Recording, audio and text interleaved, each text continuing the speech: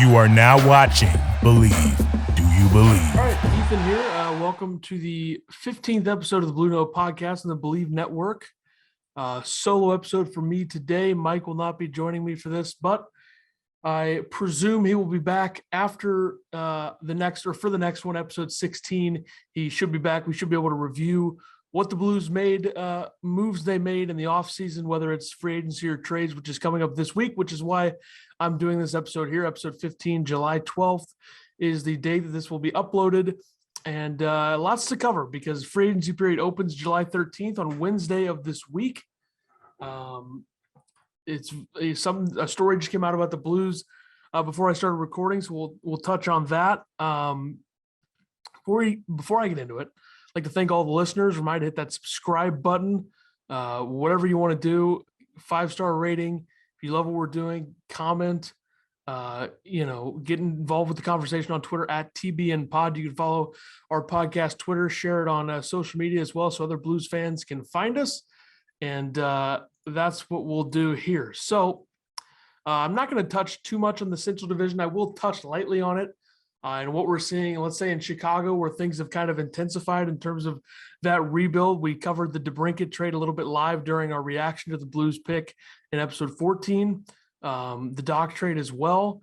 It certainly looks like Patrick Kane and Jonathan Taves are on their way out as well. So we'll see what happens. It seems like Seth Jones is going to be by himself as the Blackhawks are, blatantly and absolutely tanking for Connor Bedard in the 2023 draft. So that's what's going on in Chicago. You look at Arizona, you have their draft picks. They take Logan Cooley 3rd overall. They pick up Zach Cassian on a salary cap dump from Edmonton. So it's kind of a situation for Arizona where they're going to be somewhat hard to play against for a bad team with the sandpaper they have in their forward group. So we'll see what happens. There's still lots to do in Arizona, I'm sure, of this offseason for our old friend Bill Armstrong, who's with the Blues for a long time.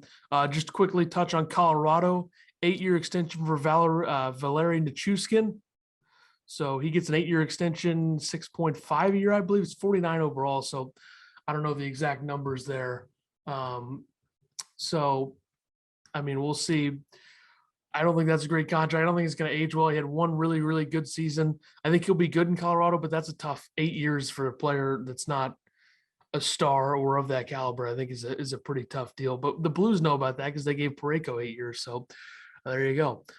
They gave Falk 8 years as well. He's actually good though. So I think that's just about it in the Central Division in terms of what we're covering in today's episode. But let's move on. Let's look at some Blues updates. Before I get into a couple things, let's touch on the recent story, which is from Frank Saravalli, who tweeted this 20 or 30 minutes before I started recording. I'm losing track. Here's what Frank Saravalli had to say about David Perron. He said, hearing David Perron plans to go on the market on Wednesday, lines of communication remain open with the St. Louis Blues and talks have been cordial, but I'm told STL doesn't have the cap space to make a proper offer at this time. So let's think about this for a sec. The Blues have about $9 million in cap space right now.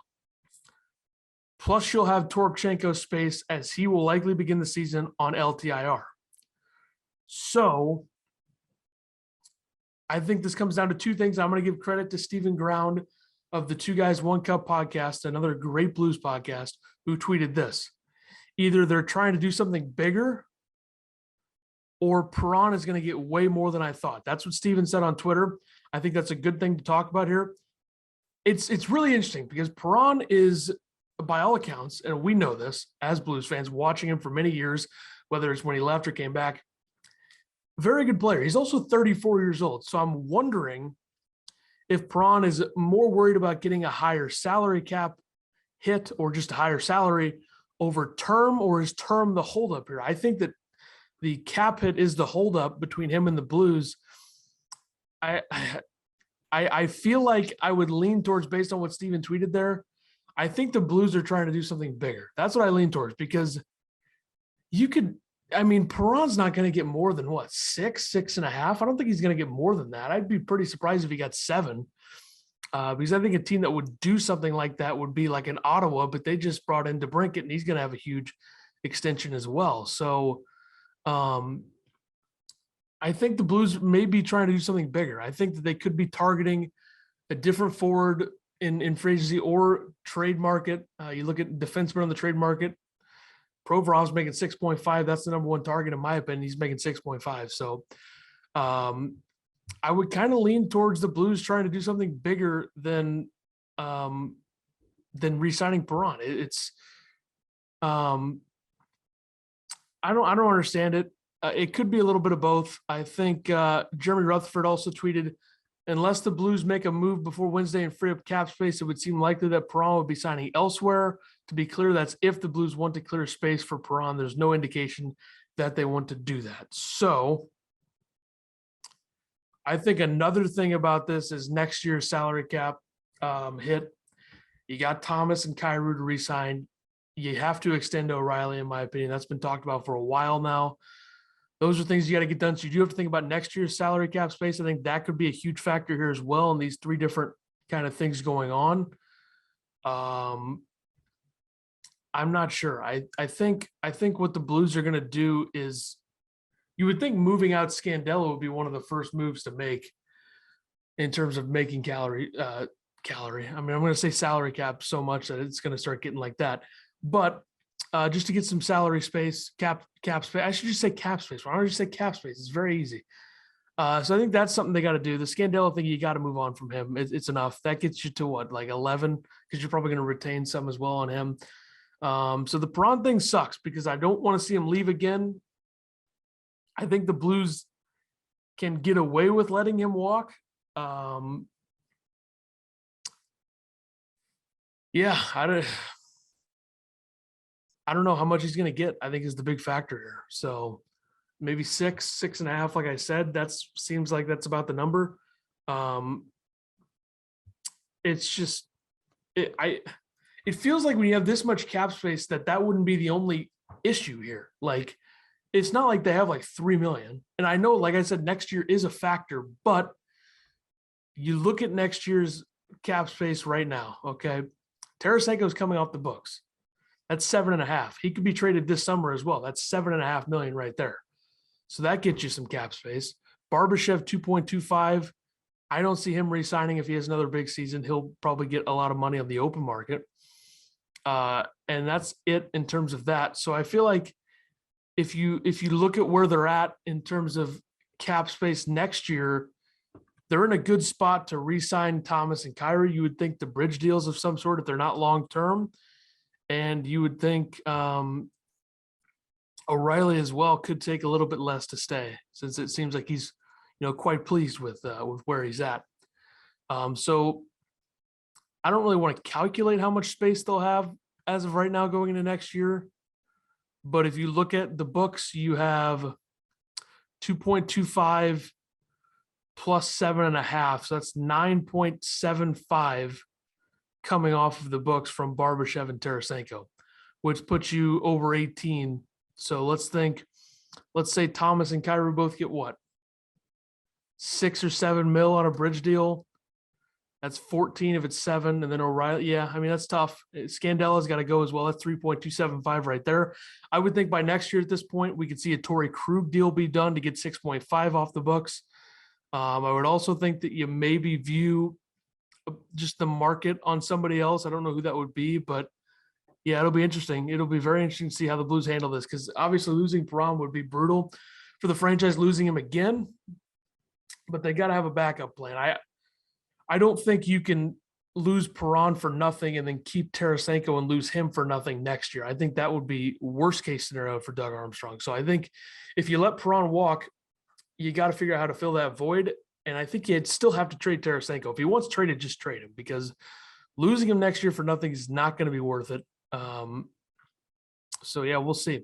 We'll see what happens on the Perron front, but right now it doesn't look good. It doesn't look like the Blues are going to be keeping David Perron around, but we'll see. By the time our next episode happens, I'm sure we'll know more about that. All right, we touched on this a little bit in the last episode during the reaction, but the Blues did trade Ville Husso's rights to Detroit for a third-round pick. That was the 73rd overall pick. The Blues selected Aleksandr Kaskamaki with that draft pick, a center from Finland in the HIFK. He'll be playing in the Finnish Elite League next season. I wrote a little bit about him. Mike also wrote on the Hockey Writers his deep dive.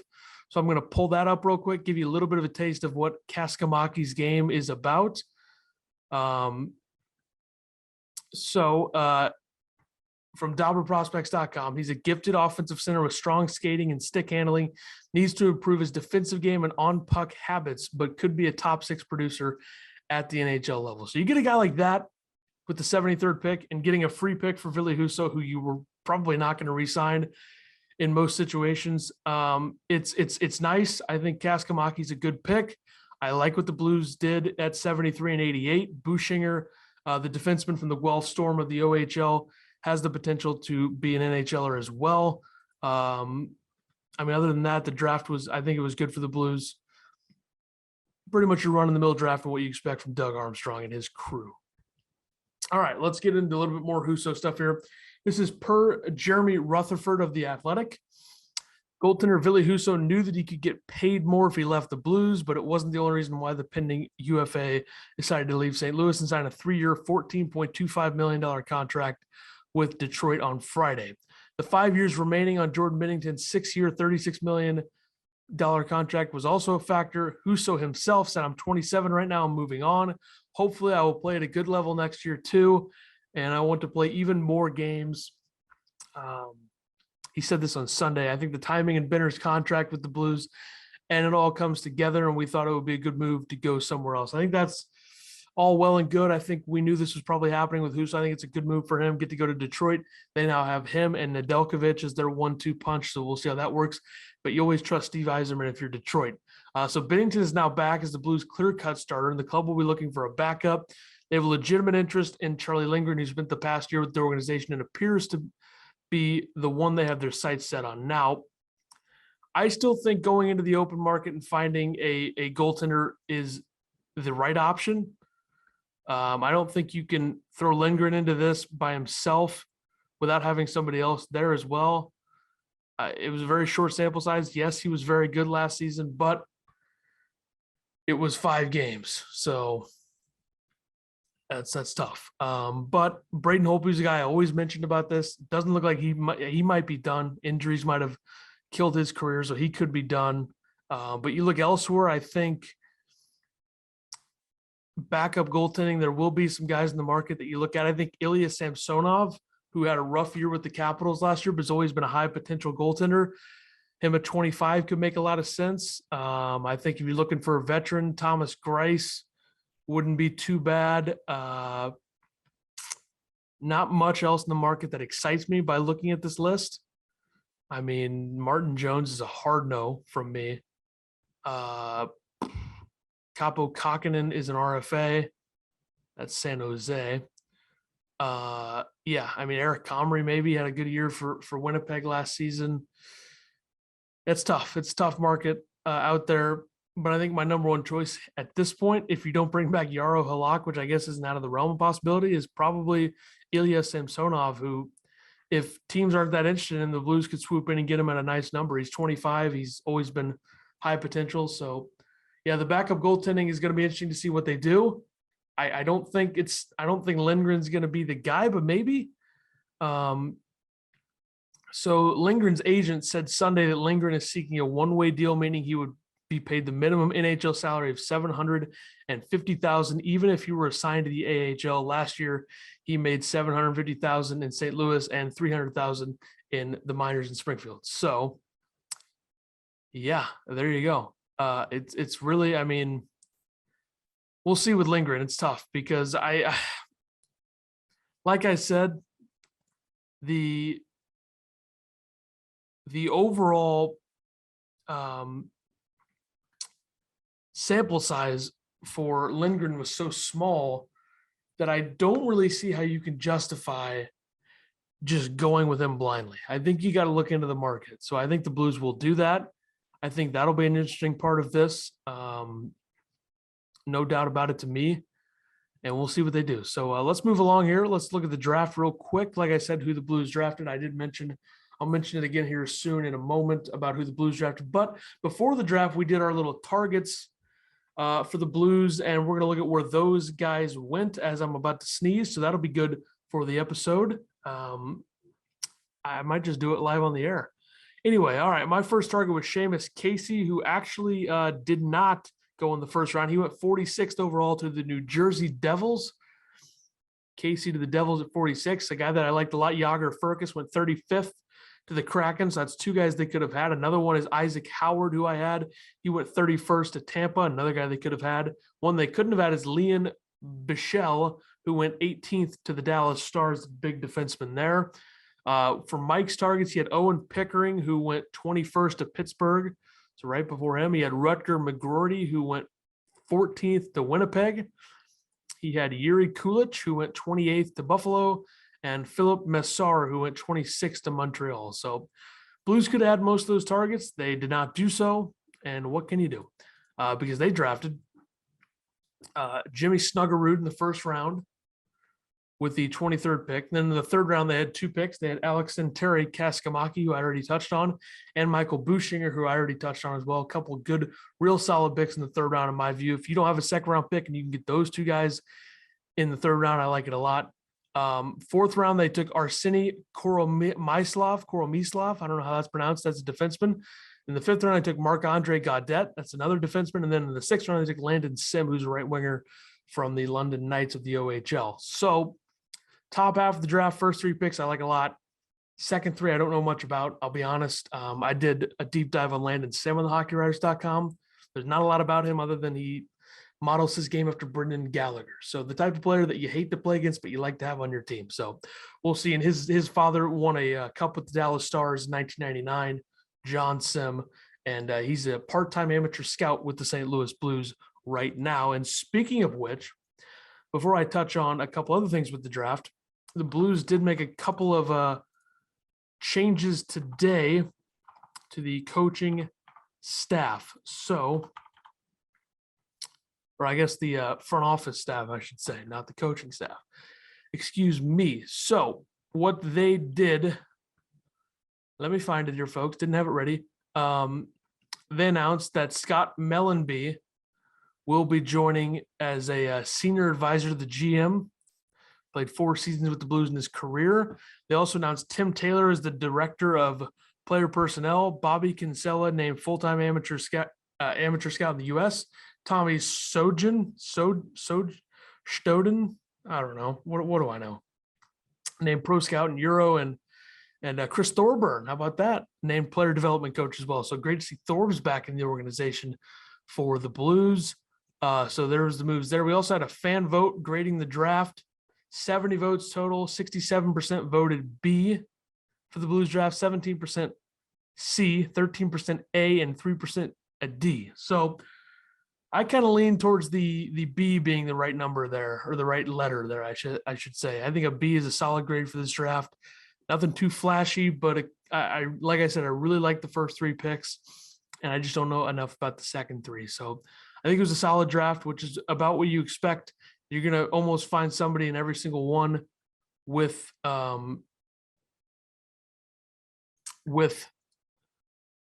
am I even? I'm losing my train of thought at a rapid rate. But that's what you expect with Doug Armstrong, a solid draft every time. So there you go. All right, before we're out of here, let's do free agency preview. Go a little bit around the NHL for this. The biggest names hitting the market tomorrow. The biggest names. It's quite the list, let me tell you. Johnny Gaudreau, likely to be a free agent, had 115 points last season. Nazem Kadri, you guys all know him well, had 87 points last season. He'll hit the market. Claude Giroux, who it seems like he'll likely be back in Florida, hitting the market. Patrice Bergeron, you know he's going to re-sign in Boston, so that'll happen. You have Andre Burakovsky, I think, is the first name on this list where I say maybe the Blues could sign him at 61 points in 80 games for the Avs last year. I think that's a possible signing by the Blues. They took Saad from the Avs last year. Maybe they do it again with Burakovsky this time, throw him on the wing to replace Perron if you have to. He's 27 years old, so 7 years younger. A couple other names, Ryan Strome and Andrew Kopp, both from the Rangers hitting the market. Phil Kessel hitting the market. That's a no from me. Vincent Trocheck, I think he's a guy that returns to Carolina. He's hitting the market. Dylan Strome from Chicago. If you're going to put him on the wing, sure, but they're not. The Blues are not going to sign him. Mason Marchment would be a nice pickup there for what he does. 47 points in 54 games last season. Had a really, really good season for Florida, and he could be a great pickup there. Evgeny Malkin, not happening, so just don't even consider or think about that. Also going to have Max Domi, Evander Kane, Riley Smith. I think a lot of these guys are going to be eventually returning to their own teams that they were already on, but I find it very interesting. I think this is going to be a very interesting free agency market.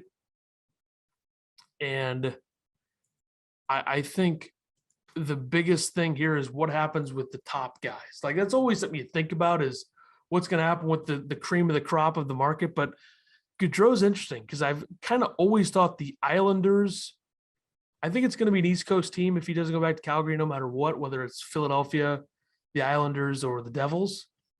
I lean Islanders here. I think the Islanders are going to try to make a move and get Gaudreau on Barzal's wing.